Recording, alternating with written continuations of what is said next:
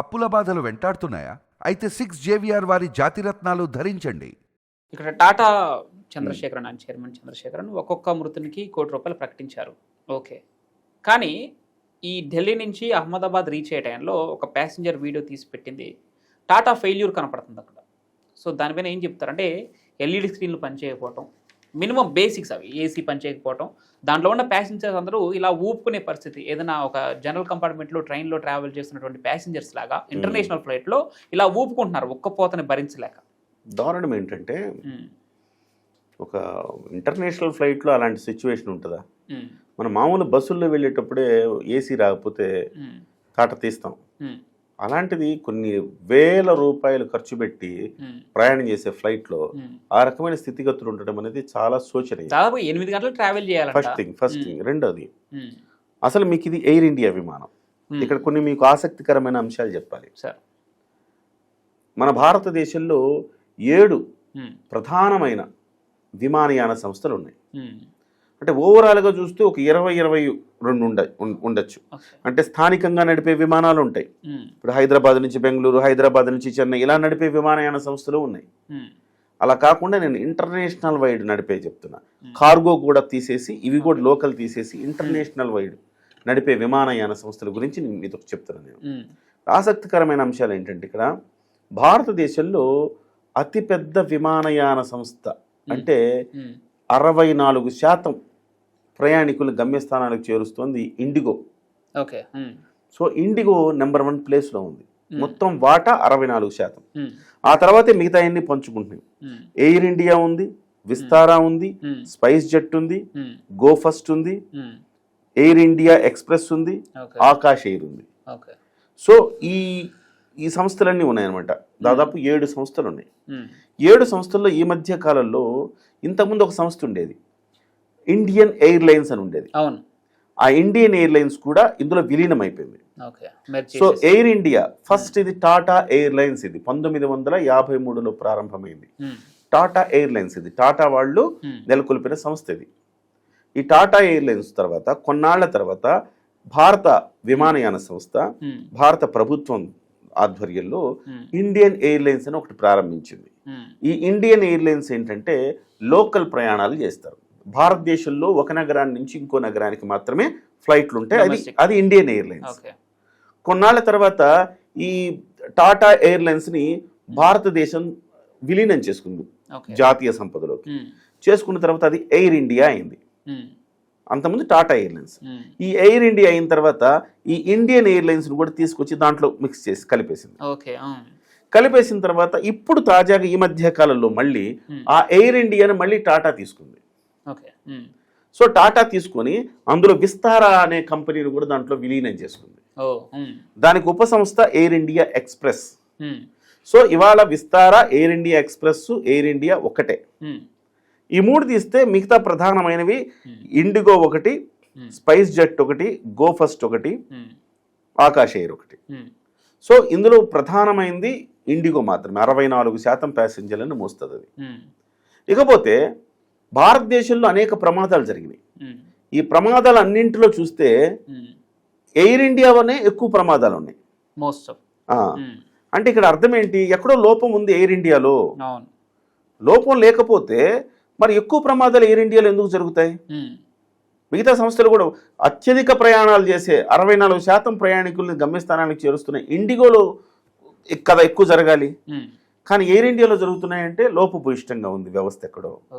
ఇప్పుడు ఆ ప్రయాణికుడు చెప్పాడు, వేల రూపాయలు పెట్టి టికెట్లు కొనుక్కుంటే అక్కడ విసురుకోవాల్సిన పరిస్థితి వస్తుందండి. ఏమి పని చేయట్లేదు, స్విచ్లు నొక్కుతున్నాడు, ఏం పని చేయట్లేదు. సో ఓవరాల్ మనకు అర్థమవుతుంది ఏంటంటే ఎయిర్ ఇండియాలో లోపభూయిష్టంగా ఉంది, నిర్వహణ సరిగా లేదు. సరిగా లేదన్నప్పుడు అందుకే టాటా వాడు ₹1,00,00,000 ఎక్స్గ్రేషియా ఇచ్చాడు. ఎక్స్గ్రేషియాతో కోట్ల రూపాయలు ఉండేవాళ్ళండి అందులో వ్యాపారస్తులు ఉన్నారు. అదే ఒక మహిళ ప్రకటిస్తా ఉంది కదా, వాళ్ళ నాన్న కోసం అంటే మీ కుటుంబానికి మీ అండగా ఉంటాం, ₹1,00,00,000 ఇస్తామంటే ఇప్పుడే నేను మా సాయి చర్చించడం జరిగింది. ₹1,00,00,000 కాదు, నేను 2 కోట్లు ఇస్తాను, మా నాన్న నాకు తిరిగి ఇవ్వండి చెప్పేసి ఆమె క్వశ్చన్ చేస్తుంది. అంతేగా. సో ఎయిర్ ఇండియా లోపభూయిష్టంగా ఉంది. సో దాని మీద కూడా ఇప్పుడు చర్చ జరగాలి, దాని మీద ఒక రివ్యూ జరగాలి. టాటా అంటే భారతదేశానికి సంబంధించి, టాటా అంటే మన భారతీయ సంస్థలాగా భారతీయ ఆత్మలాగా భావిస్తాం, క్రెడిబిలిటీ అది, అవును. క్రెడిబిలిటీ. అలాంటి టాటా సంస్థ నిర్వహణ అంత పేలవంగా ఉండడం ఏంటి? సో దీని మీద చర్చ జరగాల్సిన అవసరం ఉంది. సో మొత్తానికి టాటా గ్రూప్స్ అంటే కోటి రూపాయల ఎక్స్గ్రేషియా అని వాళ్ళు యాక్సెప్ట్ చేసినా చేయకపోయినా వాళ్ళైతే ప్రకటించారు, ప్రాణాన్ని అయితే వెనక్కి ప్రకటించారు. కానీ ₹1 ఏముంది పవన్, ఈ మధ్య కాలంలో మనకి ఇక్కడ ప్రమాదాలు జరిగితే ప్రభుత్వాలే ₹1 ఇస్తున్నాయి. కామన్ డౌట్ సార్ ఇది, అంటే ఇంటర్నేషనల్ ఫ్లయింగ్ సిస్టమ్ ఎలా ఉంటుంది? ఇప్పుడు ఢిల్లీ నుంచి అహ్మదాబాద్ అంటున్నారు, అహ్మదాబాద్ టు లండన్ అంటున్నారు కదా. ఈ సోషల్ మీడియాలో పోస్ట్ పెట్టిన వ్యక్తి అహ్మదాబాద్లో దిగిపోయాడు.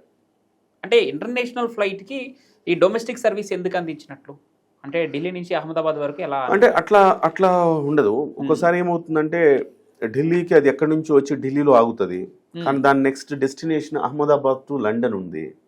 సో ఇక్కడ ఢిల్లీ నుంచి మళ్ళీ అహ్మదాబాద్ వెళ్ళాలి కదా, డెఫినెట్గా ప్యాసింజర్గా డొమెస్టిక్ను కూడా అలౌ చేస్తారు. ఓకే, అంటే మేబీ ఈ ప్యాసింజర్ ఢిల్లీ నుంచి అహ్మదాబాద్కి వచ్చారు, అహ్మదాబాద్ నుంచి మేబీ వేరే కంట్రీకి వెళ్ళాలేమో, లండన్ వెళ్ళాలి. అదే నేను అంటుంది ఏంటంటే కనెక్టింగ్ ఫ్లైట్స్ ఉంటాయి, ఇప్పుడు అట్లా కనెక్టింగ్ రూట్స్ ఉంటాయి. ఇప్పుడు ఢిల్లీ నుంచి కూడా లండన్ వెళ్ళాలన్నప్పుడు మన ఫ్లైట్ జర్నీలో మనం చూస్తుంటే సహజంగా హైదరాబాద్ నుంచి చెన్నై వెళ్ళాలంటే మనకి 1.5 hours పడుతుంది అనుకున్నాం ఉదాహరణకు. కానీ కొన్ని ఫ్లైట్స్ ఉంటాయి మీకు 1 stop అని రాస్తాడు. ఆ 1 stop అని రాసినప్పుడు అది 3 గంటలో 4 గంటలో పడుతూ ఉంటుంది. ఎందుకు అంత గంటలు పడుతుంది మనకి చెన్నై కంటే? అదేం చేస్తుంది అంటే బెంగళూరు వెళ్ళి బెంగళూరు నుంచి చెన్నై వెళ్తుంది.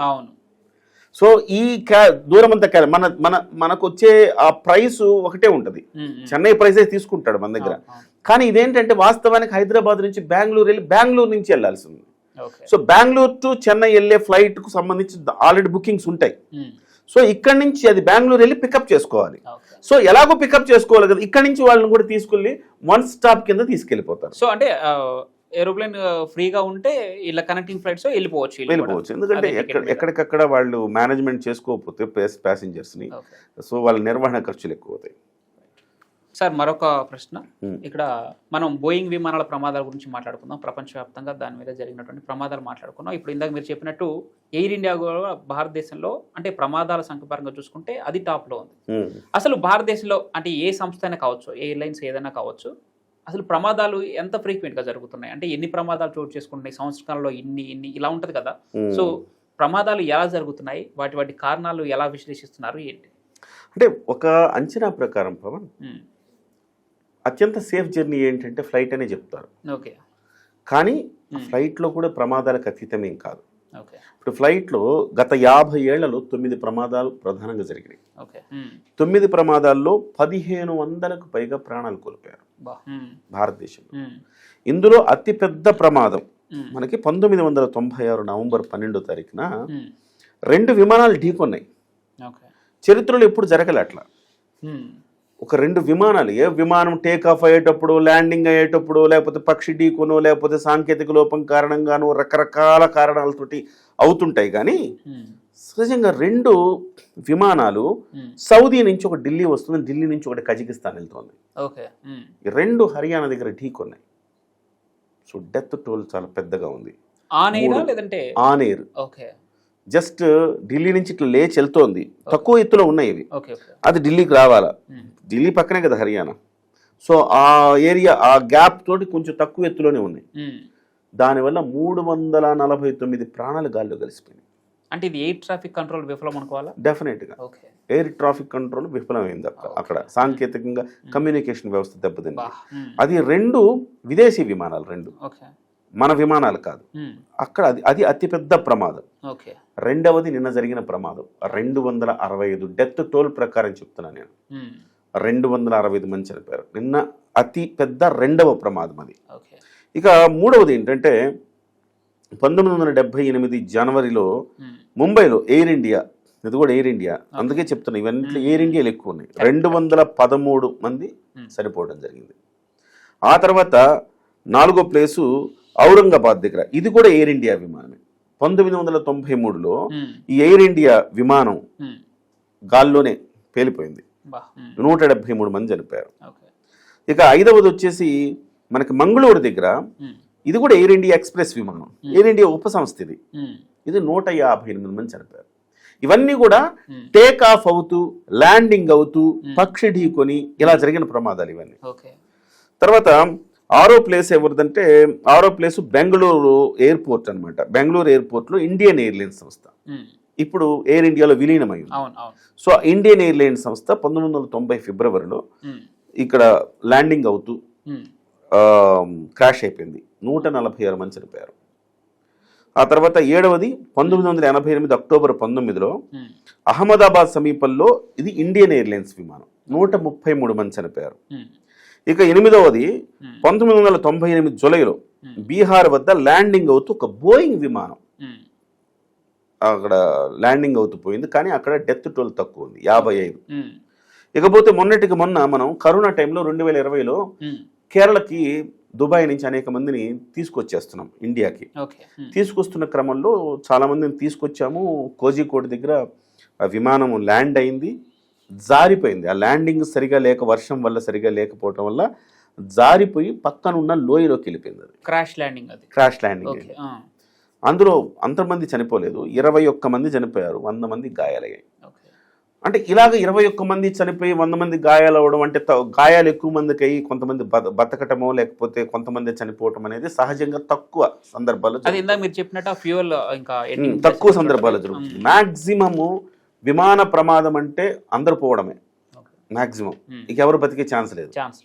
సో అందుకోసమే ఆ బ్లాక్ బాక్స్ అనేది ఎక్కువగా యూజ్ అవుతుంది అనమాట. అందరూ చనిపోతే ఏం జరిగింది, విమాన ప్రయాణం ఎంతసేపు ఇన్ కేస్ ఒకవేళ క్రాష్ అయితే అంత ప్రమాదకరం.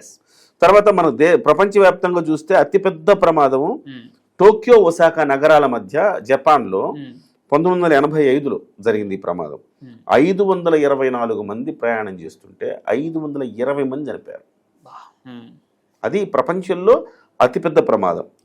ఇకపోతే 272 మంది షికాగో నుంచి లాస్ ఏంజల్స్ వెళ్తుంటే 1979లో అమెరికాలో ఒక ప్రమాదం, దాంట్లో 272. ఇది మన భారతదేశమే కాదు, అమెరికా కూడా దీనికి అతీతమే.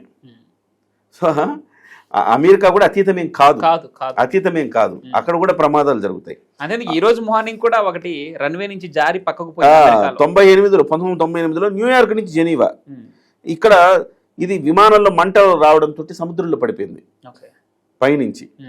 సో అది 229 మంది చనిపోయారు అందులో. ఆ తర్వాత ఒకటి రియో నుంచి ప్యారిస్ వెళ్తుంది, బ్రెజిల్ నుంచి, 38,000 అడుగుల ఎత్తులో సాంకేతిక సమస్య రావడంతో అక్కడి నుంచి ఇంజిన్లు పనిచేయక నేరుగా కింద, ఆ ఎత్తు నుంచి కింద అసలుకి కనీసం ఏమి దొరకలేదు, నుసైపోయారు అంతా. అంత భయంకరమైన ప్రమాదం జరిగింది. ఆ తర్వాత థాయిలాండ్ నుంచి దక్షిణ కొరియాకి రన్వే మీద దిగుతున్న సందర్భంలో పక్షి ఢీకొనడంతో చనిపోయారు, అదొక 179 మంది చనిపోయారు. ఇట్లా మనం ఎక్కడ తీసుకున్నా కానీ దాదాపుగా 100 పైన 150 నుంచి 200, 300 మంది విమాన ప్రమాదాల్లో చనిపోతూ ఉన్నారు. సో ఓవరాల్గా మన భారతదేశంలో లెక్కేసుకుంటే 50 ఏళ్లలో 1500 పైగా మరణాలు సంభవించాయి. సో కాస్త బాధాకరమే. కానీ ఒకటైతే నాకు అనిపిస్తుంది ఏంటంటే, పక్షి ఢీకొని ఈ రకంగా జరగడం ఏంటి, ఇంత సాంకేతికంగా మనం అభివృద్ధి చెందుతా ఉన్నాము.